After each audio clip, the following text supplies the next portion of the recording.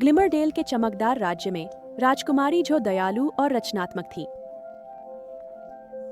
आज एक खास दिन था, उसकी सबसे अच्छी दोस्त लिली का जन्मदिन।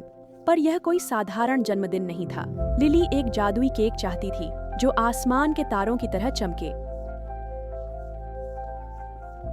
जो ने तय किया कि वह सबसे जादुई केक बनाएगी। वह रसोई में एप्रन पहने थी और पिप तोता पास में बैठा था। शेफ मिया ने जो को सुनहरी किताब दी जिसमें ग्लिमर केक का नुस्खा था।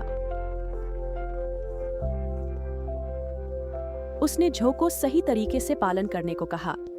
जो की आंखें चमकीं जब उसने पन्ने पलटे। केक के लिए स्टार डस्ट, चांदनी सिरप और इंद्रधनुष सार चाहिए था। वह इतनी उत्साहित थी कि बिना मात्रा देखे सब कुछ मिलाने लगी।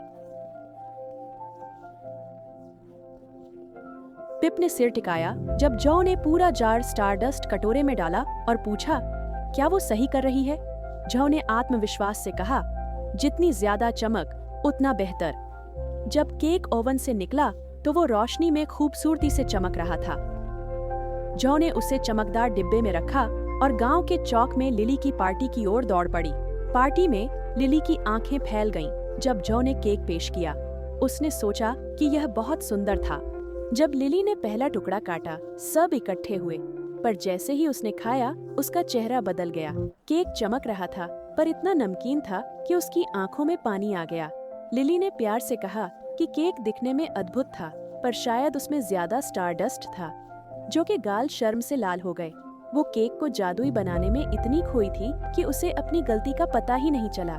जो ने माफी मांगते हुए कहा कि वो लिली के लिए कुछ खास बनाना चाहती थी। लिली ने जो को गले लगाया और कहा कि केक बनाने में लगाया गया प्रयास सबसे महत्वपूर्ण था। अपनी गलती सुधारने के लिए दृढ़ संकल्पित, जो महल की रसोई में लौट आई।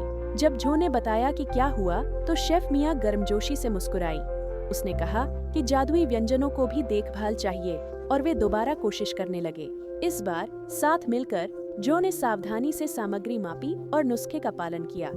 उसने चमक और मिठास की सही मात्रा डालना सीखा। पिप ने करीब से देखा और उत्साहजनक चहचहाहट की जब नया केक तैयार हुआ जो उसे लिली की पार्टी में ले आई।